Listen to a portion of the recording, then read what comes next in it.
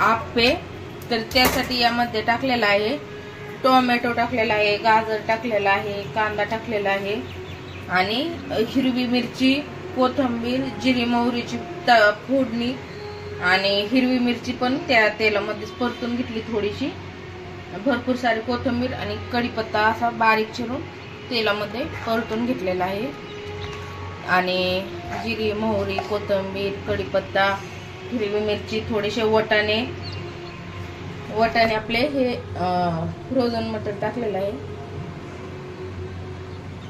मीठ चवीनुसार मीठ टाकून चवीनुसार मीठ आणि खायचा सोडा टाकणार आहे.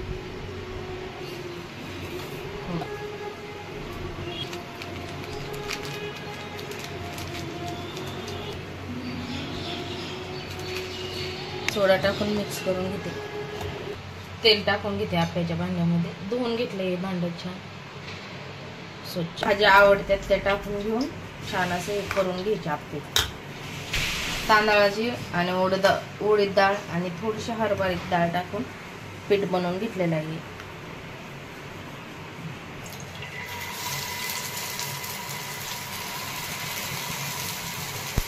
आता मी आप्पे बनवून घेते.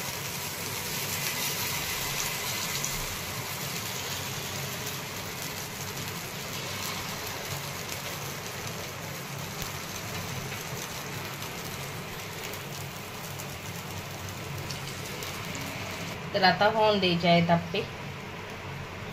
तर ना आता मी दुसरं भांड घेणार आहे ज्यावर आहे ना असं झाकण आहे ठेवायला, यावर झाकण नाही ठेवायला. आप्पे आता पलटी करून घेते. छान असे भाजून घ्यायचे आहे.